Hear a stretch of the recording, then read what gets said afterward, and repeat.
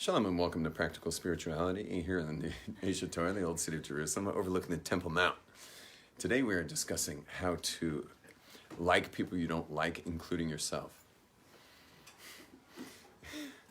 So first of all,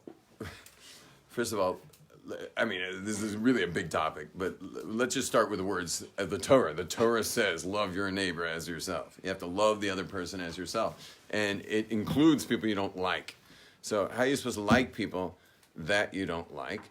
And the other thing is, it's kind of a deep statement, love your neighbor as yourself means, could it be what it's really saying is as much as you love yourself, love your neighbor? Or could it be saying, only in as much as you love yourself would you even have the capacity to love your neighbor? Now, I believe in that last statement. Only as much as you love yourself can you love your neighbor. This is going to be kind of a hard thing to say, but I'm going to say it anyway, is that you don't love anybody. Your whole relationship to everybody in your world, and again, I'm being accusational just to freak you out, but the only people that you think you love are actually the people you're using to feel better about yourself. Everyone in your life serves a certain purpose. This sibling you use for that. This sibling you use for that. You notice you'll call this parent when things are going that way, and you'll call this parent when things are going another way. You have yourself totally tapped with, meaning you don't love yourself, so you can't love your neighbor, but what you can do is use everybody as little Band-Aids to cover your bases of meaning Band-Aids for all the little open wounds everywhere. You can use people for that.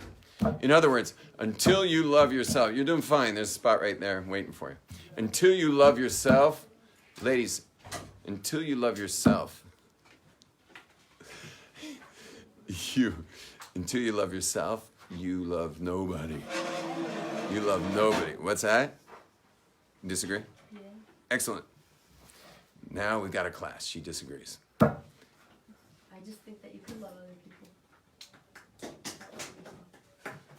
Normally in our class, when we have a disagreement, we have to bring the proof why we disagree. It was very sweet, your disagreement. And I'm totally about it. Like, I'm all about your disagreement. You just got to explain. I explain my part. You have to explain your part. Okay, forget it. When you come up with your explanation, you'll give it, okay? So, by the way, when I'm saying it, I don't mean you don't love them.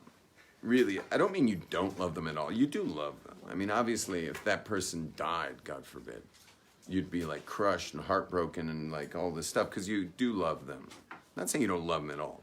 I'm just saying you use them.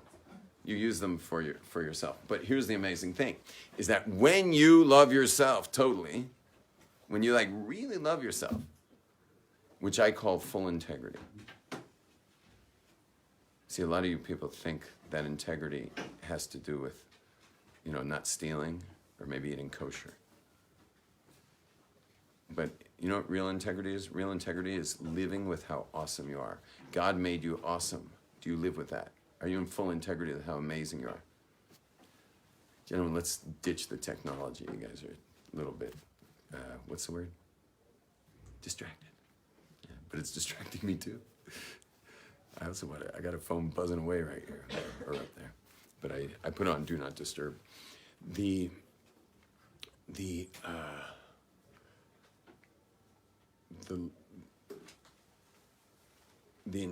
ultimate integrity is to treat yourself as awesome as you are.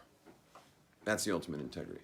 Treat yourself as awesome as you are. If you lived with how awesome you were, like if you're really clear with that, you'd love everybody. You'd become like a sea of love. You'd be like a magnet of loving relationships in your life.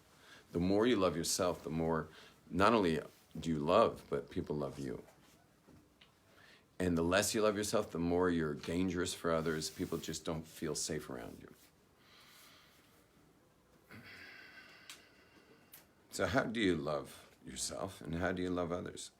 So there's one of the ways to love yourself is to give yourself the benefit of the doubt that how you are right now in your current form is the result of thousands and thousands of micro causes Thousands. Like there's macro causes, like the house you were born, the community you were born, the parents you were born to, the sibling order.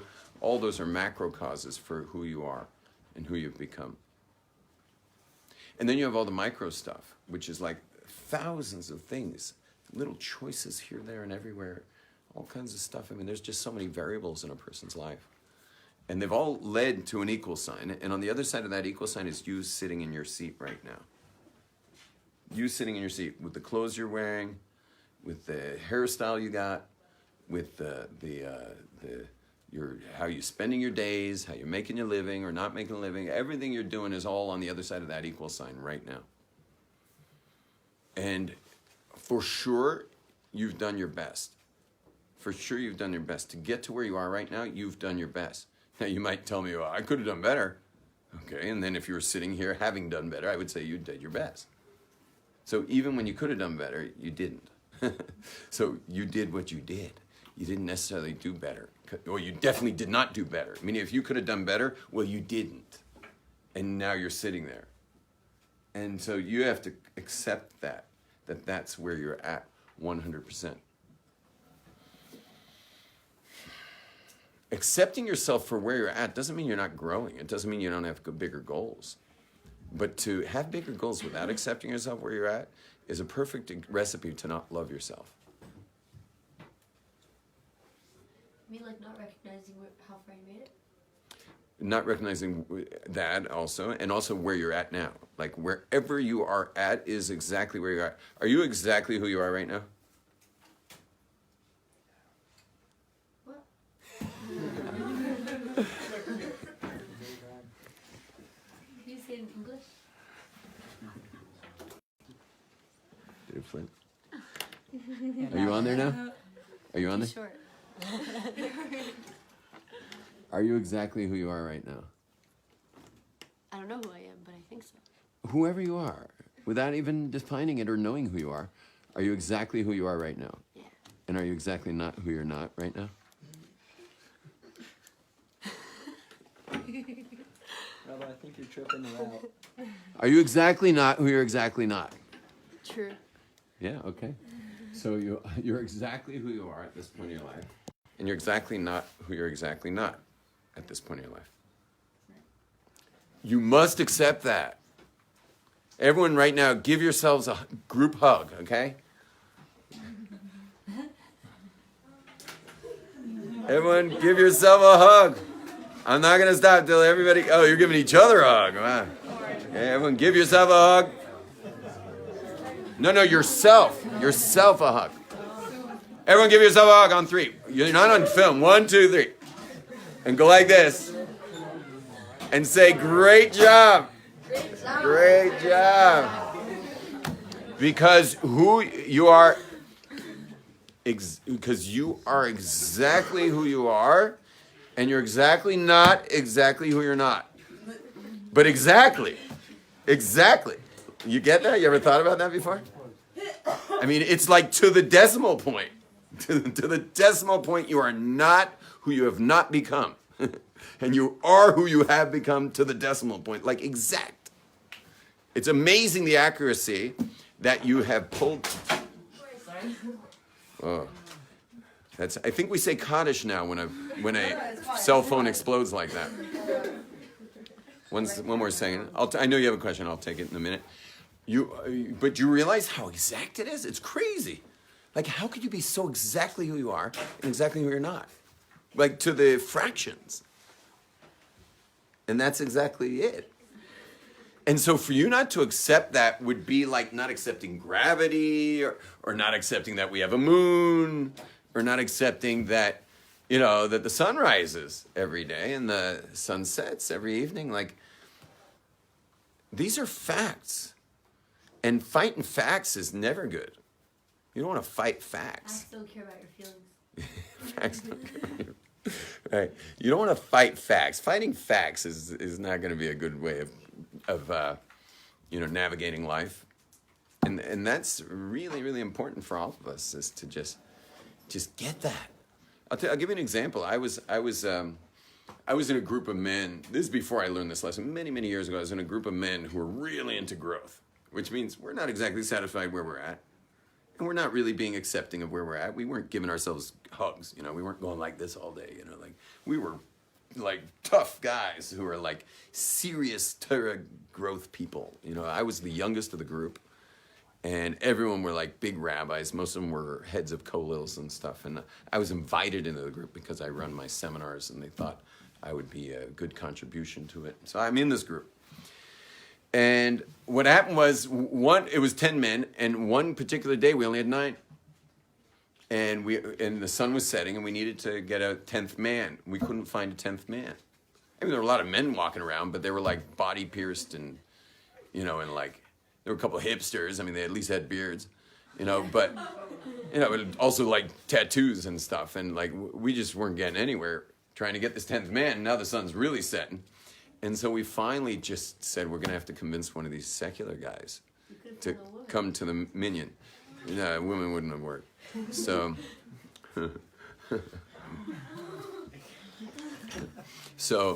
anyway, so we finally found this, you know, body-pierced hipster, and who agreed to be in our minyan. And so he was Israeli, so he could at least read along. And we go into, there's a couple seats right here, ladies. So we go into the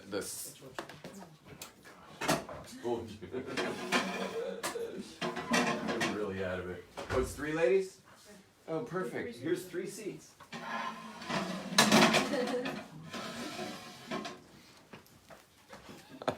Can't believe I just like knocked over my own cable. So, yeah, just come all the way to this one, please. So, anyway, I was just telling a story that we had 9 men who were all like Roshei Kollels and like heavy duties, a Musarvad that we had created amongst rabbis, and we needed a 10th man. And the 10th man turned out to be, we couldn't find anyone, so it was a body-pierced, tattooed hipster who had never prayed in his life. And he likely maybe didn't even believe in God if he was intellectual, because usually, you know, countercultural people who have IQs don't believe in God. So, and now I didn't check his IQ. I just asked him if he wouldn't mind wearing a kippah for the next 15 minutes just to answer Kaddish. What's that? Why is it that if a person has a higher IQ, they don't believe in God? Just because if you're not going to believe in God, so now you're a little bit stuck for feeling good about yourself, morally, you know, about your behavior, because when you're on that kind of left side of the spectrum, you know, the more liberal side of the spectrum, so it's very allowing and tolerant of all kinds of stuff that's way off the spectrum of the more conservative, traditional spectrum. And so if your sense is that what if there's a God and this is all wrong? So if I got a pretty high IQ, I'm going to kind of find my way to the intellectuals that are on the non-God side so that I can feel a little better about myself. Like I call the dark web intellectuals like Sam Harris, for example. I call them the high priests of the secular world, because you can't live with yourself if you're secular. You need to have some intellectual who says there's no God and proves it however he wants to prove it, which is always Christian theology they're disproving. They'll never be able to prove, you know, Jewish theology. But it's okay. 99% of Westerners are Christian anyway, and their meaning of the religious ones are Christian, and their theology is easy to disprove, so disprove it. And then you don't have to believe in God, and then you don't have to feel guilty for your, you know, liberal-leaning lifestyle, which is, again, it's very tolerant and very allowing of all kinds of things that are off the spectrum of traditional lifestyles. Whereas someone with a lower IQ doesn't care that much, you know, they're just like, well, I don't believe in God anyway. So, but they're not going to go that more like intellectual atheistic path. They're just. They say, I never thought about it. When you meet them and you say, like, well, what about God? They're like, well, I never thought about it. You know, they'll be like that. You know, they're not the people who are going to give you a very solid argument. By the way, the ones with the very solid argument are disproving Christian theology. How old do you have to be to do that? You don't need a high school diploma to disprove Christian theology. You know, I mean, I don't know if you guys know this, but Christian theology, meaning Western theology, including Eastern theology, is basically God's job was to answer all the mysteries of life. We knew nothing about the world. We didn't understand gravity. We didn't understand the solar system. We understand nothing. And meaning this is way before scientific methodologies and inquiry, and no one understood anything, so they just put God there. But the second that the world started understanding these things, they were like, okay, so we'll take God out. What do we need God for? We understand the world. But Jewish theology had nothing to do with that. Jewish theology comes from prophecy at Sinai. And so it had just never even occurred to us that God was supposed to answer questions. We actually like science. We think the more you understand of science, the more you understand the complexity and the efficacy and the precision of the Creator. And for us, the more science we know, the more we get blown away by God. We love science in Judaism. And not only that, Judaism's set up to go with the science. Meaning, let's say we have a halacha that is based on science that we understood, that the rabbis understood thousands of years ago, and they understood quite a bit. And then we find out later that the science today has disproven it by a couple millimeters or whatever. Let's say tefillin, for example. Tefillin, the boxes have to be perfectly square. But perfectly square hundreds of years ago and perfectly square today are just different squares, because we have abilities to measure with instrumentation that can get you down to like really fine decimal points. And so the answer is that you must have that today. If you're going to make a pair of tefillin and you have your great grandfather's tefillin, you must make a new pair of tefillin. I mean, okay, you can't afford it. Maybe you have to borrow. And maybe you can use your great-grandfather's tefillin. I mean, I'm not the rabbi to ask, but certainly once you can afford it, you must buy a new pair of tefillin to get that perfect square, because the science today can get that perfect square. So we go with the science. We're happy about the science. And that's... Contradict science? What's that? Judaism doesn't contradict. If the science contradicts the way we expressed our halachas, we will go with the science rather than our halachas. The new halacha is the science. Yeah, we go with the science. We love science. We're crazy about science. And okay, that's enough. We're on a different subject. And so check this out. You ready for this? The guy, we put a kippah on his head, and we hand him a prayer book, and we start our mincha. Now, part of mincha is a silent meditate. We checked, and he was Israeli. Oh, was it He was in Israel. Oh, ew! We checked. We happen to have one of these machines where you put your hand up in the shul, and the thing goes like, and we're like, he's Jewish. So, anyway, long story short, we get to the silent prayer. Now, we had no idea he was planning on doing the silent prayer. We just need him to answer on me. And he gets in his silent prayer.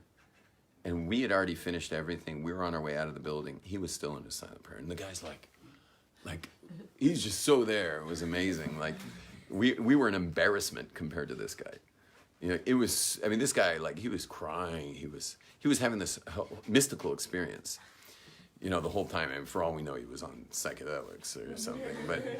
But the guy was having a full mystical experience. And we looked like businessmen on Wall Street the way we prayed, compared to this guy. And we finally just left him there. We just left him there in this little shul. We didn't have to lock up, so we just left him there. He could still be there today. And so, but what we all learned later when we met the following week was this amazing lesson, is that he's where he is.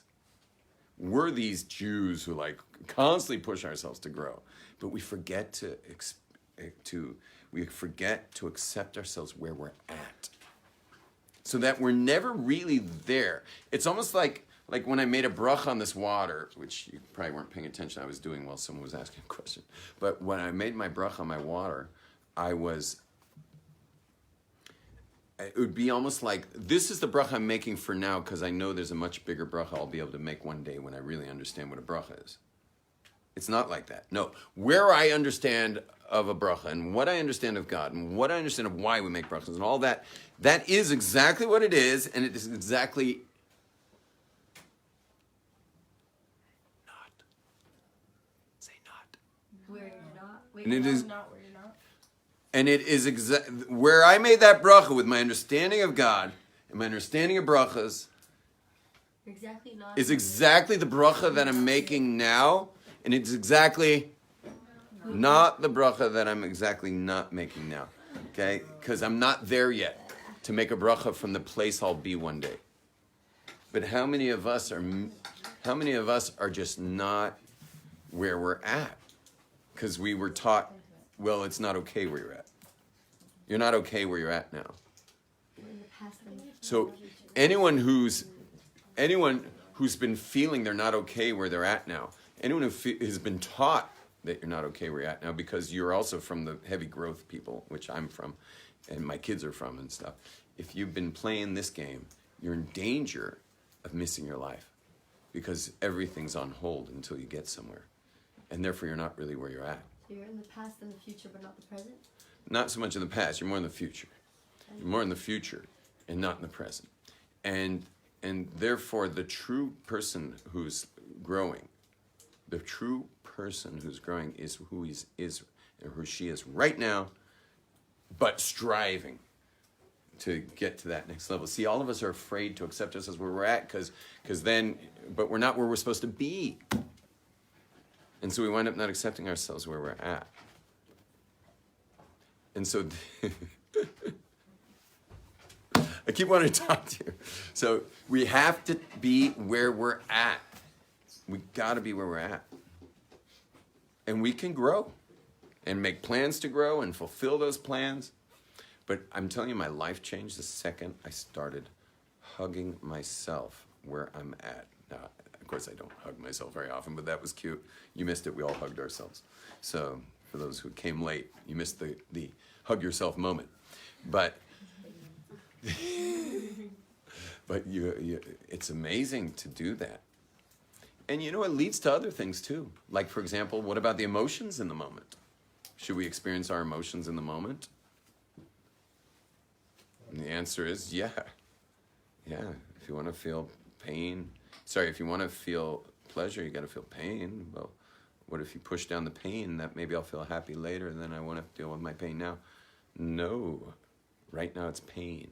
Embrace that. Be where you're at. Be where you're at. So this is the beginning of loving ourselves. Our title of today is, how do you love people you don't like? How do you like people you don't like, including yourself? So the first thing in the path to liking yourself is acceptance of exactly where you're at. The next step in liking yourself, should we list them? Yeah. So step one is be where you're at. Now they're probably out of order, but the next one is to know that God. Should I put in the negative or the positive? The negative is God doesn't create trash. Anyone has a tissue? Anyone seen an eraser around here? I could use my hand. I got.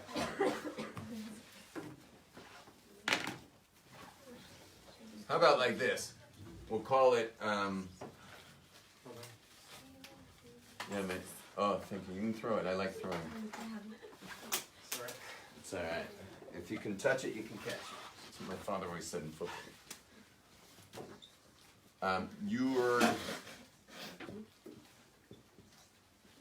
You're godly, meaning you have a soul.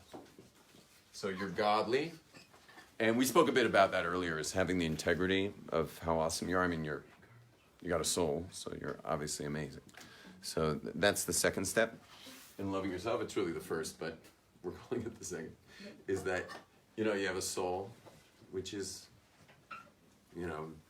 amazing. I mean, you're godly. And then you're saying everyone's amazing. That's right. It's not true. Oh, really? This is Miss Know-It-All. Yeah. You want to explain that one, or it's another just statement in the air?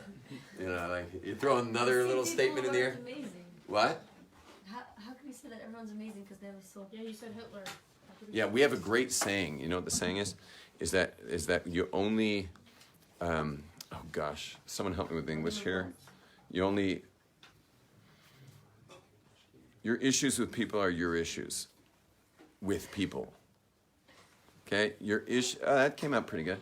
Your issues with people are your issues With yourself.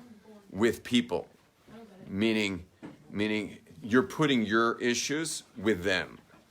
You're Maybe that you see the issues in you see your people issues in them, yeah. Like if you see someone being selfish, what, you're not selfish? And so it bothers you to see someone being selfish. You know, and you see someone like throw a piece of garbage and misses the garbage, and they just keep going, even though they saw it miss the garbage. And you've never done that? You know, you're not lazy. You only notice that You're also lazy. And so here you see someone else being lazy. Oh, you notice that. And other issues that you don't have, you'll notice you just overlook. You don't even notice them in other people. It's only your issues that you really see in other people. So it's true. It's true. Not everyone's amazing, but they're only not amazing because you're not amazing. You don't recognize how amazing you are. But we can't say that there are no evil people in the world. Evil, there are evil people. There are people that are evil, which is, you got to be very careful saying that around millennials. So I'm even reluctant to bring that up right now, that there's such a thing as evil people. In Judaism, it is clear from our tradition that there's such a thing as evil people. But it's something that is an extremely sensitive topic around in our liberal environment that we're living in, the university, media, government liberal style, is that really freaks people out because you're not allowed to say anyone's anything. You know, you're not even allowed to say someone's a boy or a girl. So evil's like really, really out there. It's interesting for example, Amalek, who's a nation, like, you know, the same people who hate that we're chosen probably hate the fact that there's this holy nation called the nation of Israel.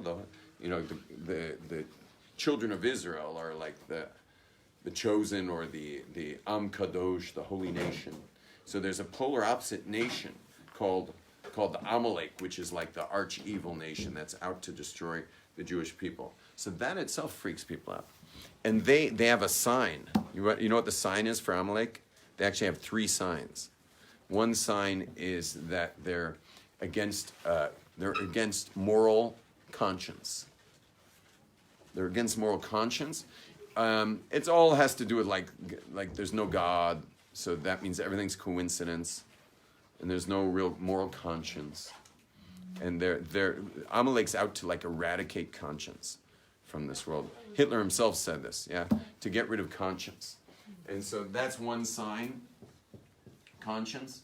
And then the other thing that they're against is bris milah. And the last thing is they're against the Jews in Israel. Jews settling the land of Israel or being redeemed with Israel. They're like they stand up big time. These are the 3 signs of Amalek. Okay.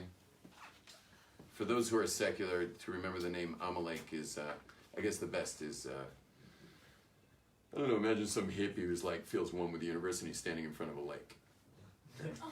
So, anyway, so Amalek is, so he's against conscience, against Brit Milah, and the Jews' connection to Israel. But the funny thing about this is the average campus student today in universities. Think about it. It's like everything's random. There's no such thing as conscience. You can be and do whatever you want to be and do. And like no one's allowed to say otherwise, or it's like who knows what. It's not good. And the other thing is Brit Milah is like mutilation. I made the grave error of announcing my grandson's bris, his circumcision, on Facebook. You know, it's just, I never know. I'm so excited. Tomorrow's the bris milah of my first grandson, and I got back like 50 emails saying it's not too late to stop them. You know, like people were like, and they were like sincere. They're like, you can still prevent this, Rabbi. You know, and I'm just like, what? They're like, until it's done, it's not too late. And I'm like, too late? You know, we want it done sooner, not later. Like, we want to get this bris milah done. You know, it's a commandment in the Torah. and then the Jews in Israel, you got like the whole BDS movement, which is like, you know, like they're really pinpointing the Jews in Israel. You know, it's not politically correct to talk about the Jews out of Israel, so we'll talk about the Jews in Israel, and you know, and Jewish redemption and redeeming their lands, the Judean hills. You know, they're not called the Judean hills for nothing. You know, Judean hills. Okay, that's everything north of here. You know, north of Jerusalem in the hills, and then you got the Shomron, Judean hills are south of here, and then everything north of here is the Judean hills. Okay, Judah and Shomron, or they call it Judah and Samaria. These are the classic biblical lands. Like these are tribal. This is part of our ancestral tribal lands here, and they're like no one should be interested whatsoever in doing anything but restoring an ancient people to their ancient lands. What about the Arab issue? Okay, you got to deal with the Arab issue, but just to go strictly against the Jews is one of the signs of Amalek. But you can't say that every university student's Amalek, especially half of them are probably Jewish. You know, because secular Jews love championing these causes. You know, these kinds of things. So, whatever. Let's get back to loving ourselves. What's the third point? Yeah, that's where we're at. That's where we're at. So the next thing in loving ourselves is to know, or let's say be vigilant regarding what makes you happy. Vigilant about what makes you happy. I know people who, there's things that make them happy, and when I met them, they were doing them all the time, and then I'll meet them later, you know, now that they're in their 40s, their 50s, and I'll ask them, like, how's whatever it is going? How's basketball going? Or how's bike riding going? Or how's, you know, whatever their hobby was, how's it going? They're like, oh, yeah, I haven't been there in a while, you know. I mean, what do you mean? Like, when was the last time you biked? And it's like, well, it's probably been about 8 years. 8 years. So people will let go of things they love doing. And now it's one thing if you grew out of it, but it's another thing if you kind of let life get serious on you and you stopped, you know, taking that time to just take care of yourself. So there's certain things that you want to figure out that you really love and make sure you do them regularly. Like, I mean, mine are a little embarrassing, the things I love to do, besides my sports, but like I'm really very regimented with my sports. I'm regimented with yoga. There's no day where there's no yoga. You know, that's not an option. That's just that's a non-negotiable. I'm very into mountain biking. I go out to the wilderness to mountain bike.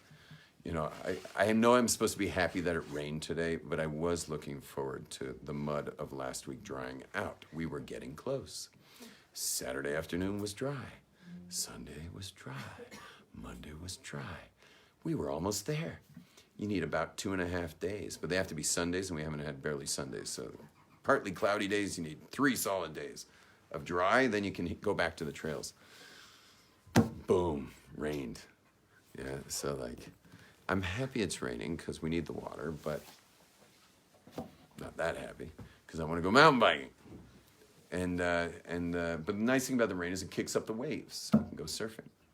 And these are non-negotiables. These are things that happen no matter what. The other thing is I like hot stuff. So sauna, definitely getting saunas. Hot baths with light music, lavender oil, and candlelight. And raise your hand if you've done that in the last week. You know, and done that last week. Yeah, good for you. This is my kind of guy. This guy. Yeah. So, anyway, but these are part of the non-negotiables. Stretching. Every day I'm stretching. For sure, stretching every day. Meditation. Can't skip that. I mean, you skip meditation, man. Oh, you know, your life's gonna just go by you without you noticing, you know. And when I say meditation, obviously Judaism's deep into meditation. Every bracha, every tefillah, every prayer is meditation. Now, do you get to pray every time? No, but at least, meaning do you get to meditate each time? No, but at least if you're gonna do 3 prayer sessions, make sure one of them was meditative. One of them, at least you were doing deep breathing, you were clearing your mind, you were getting yourself focused, mental discipline, you were getting your heart opened. You know, like at least one of the 3, 1/3 of your prayer should be from a meditative place. Anyway, but that's the idea, is to get vigilant regarding what makes you happy. And it's not just happy, it's really what brings you well-being. That'll help you like yourself. That will definitely help you like yourself. Now, regarding liking others, is number 1 is, it's the same as this one, but we'll just call it being accepting. You just need a proper working definition for acceptance, and that's simply that would be you. Okay, that would have been you. So that's the first step, is to love, to like other people, is that would have been you. Another thing is to sponsor them. Everyone wants to see the things they invest in to succeed. So if you don't like somebody, help them out in some way. If you can help them out monetarily, if you can help them out with advice, if you can help them out with just like somehow swoop in and help that person. We like to see the things we put into, we like to see them succeed. So if someone's really on your nerves, go be there for them in some way or another, and you'll suddenly like go onto their side. The next is to see the innocence. I don't know how to spell innocence. How do they do? 2 N's? Yeah. Of course you wouldn't know how to spell that. Innocence. See the innocence. Okay. And what does it mean? Is it the right way to spell it? Is there any S in there at all? No. Nobody knows how to spell innocence. It's not for no reason. Yeah, but maybe there's like a different word you could use. Just so we could spell it right? Is that how you spell it? Okay, and the next is to see the innocence. Meaning whatever bothers you about someone, I mean it has to do with acceptance, but whatever bothers you about someone, if you could see how they got there to be that on your nerves type of person, you'd have so much mercy for them. We once had a guy who was coming to this class every day who everybody hated. He was so rough, he was so disruptive, he was like almost in fist fights every day. The rabbis were going out of their minds with this guy. I personally was also going out of my mind with this guy. Everyone was going out of his mind with this guy. And we were just like waiting for either his student visa to end or his return flight to like come, like just get this guy out of here. You know, he was making everyone crazy. He was really rough. Anyway, one day, I don't know what happened, but I guess I was teaching a class and we were talking about, it was a bit more of a therapeutic class. And this guy raises his hand and tells everyone his life story. And everyone was crying as he told the story. And he didn't even get to like 7 years old yet. And we were all crying. And he wasn't crying because he was such a hardened individual. But by 7 years old, we were all crying. And it just went from bad to worse. And then worse to worse to worse. This guy instantly was everyone's best friend. Like everyone loved this guy. For the rest of the time he spent in Israel, we were really, really in love with this guy. And he would raise his hand and be obnoxious and whatever. And we'd all just be like, we love you. We love him. You know, we just loved him because we understood where this was coming from. And suddenly we all like went blind to his gruffness. And we just had all the compassion and patience in the world for his way of being. Shalom, everybody. Have a beautiful day.